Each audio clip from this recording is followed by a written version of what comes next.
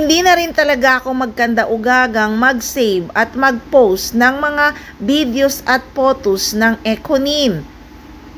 Halos araw-araw kasi ay laman talaga sila ng social media.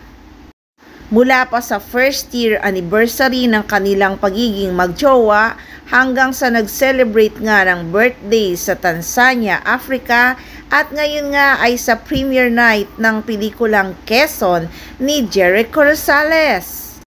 Halos mapuno na nga ng kanilang mga photos at videos ang cellphone ko. Wala na rin talagang masabi kundi sobrang nakakakilig at nakakainggit talaga ang Econin. May mga photos pa nga sila sa premiere night na talagang nakayakap pa ang aktor sa baywang ng aktres.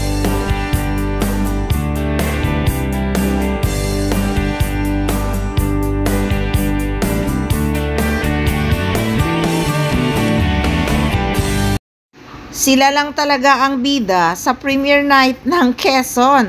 Kahit walang project na magkasama, patuloy na nagpapakilig sa kanilang mga fans. Sobrang masaya lang talaga na makitang maligaya ang love life ni Janine Gutierrez pati na rin si Eco. Palibhasa, pareho ng personality. Napakabait pareho, very humble at napakasimple ng Econin sa lahat ng bagay. Ngayong tapos na nga ang premiere night ng pelikula ni Eco na Quezon na dinaluhan ng napakaraming nagmamahal kay Jericho Rosales pati na rin sa Econin. Naispatan din doon si Monching at ang kapatid ni Janine Gutierrez pati na rin ang anak ni Jericho Rosales na si Santino kasama ang girlfriend.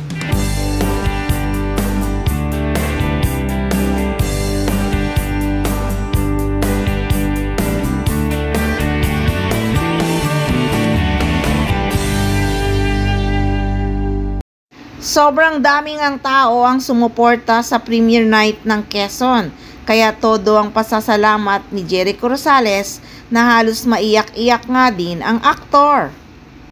So there's more guys. Kung tapos na ang pakilig ng Econin sa premiere night ng Quezon, ay nako abangan ang black screening at mamimigay ng souvenir ang Econin. Yes, Econin ang magkasama ulit sa black screening.